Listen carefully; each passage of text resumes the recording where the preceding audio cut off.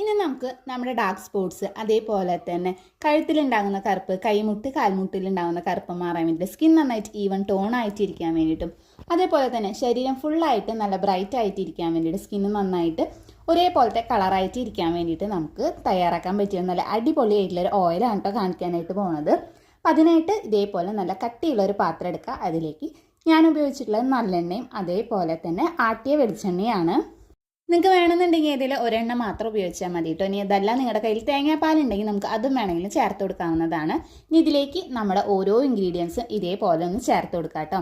അപ്പോൾ ആദ്യം ചേർത്ത് കൊടുത്തിട്ടുള്ള മഞ്ചിഷ്ടയാണ്. ഇനി ഇതിലേക്ക് ഞാൻ വേറൊരു കൂട്ടും കൂടി അരച്ച് ചേർത്ത് കൊടുക്കുന്നുണ്ട്. അപ്പോൾ ഡീറ്റെയിൽ ആയിട്ട് നമ്മൾ എങ്ങനെ ഇത് തയ്യാറാക്കേണ്ടതെന്നും ഉപയോഗിക്കേണ്ടതെന്നൊക്കെ നമ്മുടെ ചാനലിൽ അപ്ലോഡ് ചെയ്തിട്ടുണ്ട്. കാണാത്തവരാണെങ്കിൽ അതെന്തായാലും ഒന്ന് കണ്ടു നോക്കി നോക്കാം. ലാസ്റ്റായിട്ട് നമുക്കിത് ഈ ഒരു വേമ്പാടയും കൂടി ചേർത്തിട്ട് നന്നായിട്ട് നമ്മുടെ എണ്ണ പാകമാവുന്നവരെ ഒന്ന് മിക്സ് ചെയ്ത് കൊടുക്കുക. അതിനുശേഷം എണ്ണ ഒന്ന് കറക്റ്റ് നമ്മുടെ മൂപ്പെത്തി കഴിഞ്ഞ് നമ്മൾ അടുപ്പത്ത് നിന്ന് ഇറക്കി വെക്കണം കേട്ടോ. എന്നിട്ട് ഇത് നന്നായിട്ട് തണുത്തതിന് ശേഷം ഒരു തുണി ഉപയോഗിച്ചിട്ട് നമുക്ക് അരിച്ചെടുക്കാം. അരിച്ചെടുത്തതിന് ശേഷം നമുക്ക് ഏതെങ്കിലും വെള്ളം ഇല്ലാത്തൊരു ബോട്ടിലാക്കിയിട്ട് സൂക്ഷിച്ച് വെക്കുന്നത് നല്ലതായിരിക്കും. ഇത് നമുക്ക് കാലത്തും വൈകിട്ട് എപ്പം വേണമെങ്കിലും ഉപയോഗിക്കാം. പക്ഷെ വൈകിട്ട് ഉപയോഗിക്കുന്നതായിരിക്കും ഒന്നും കൂടി നല്ലത്.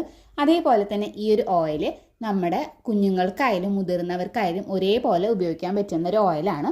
ആവശ്യത്തിനുള്ള എടുത്തതിന് ശേഷം നമുക്ക് ഫുള്ള് ബോഡിയിൽ ഇത് തേച്ച് കൊടുത്തതിന് ശേഷം ഒരു 5-10 മിനിറ്റ് നേരം ഒന്ന് മസാജ് ചെയ്ത് കൊടുക്കുക.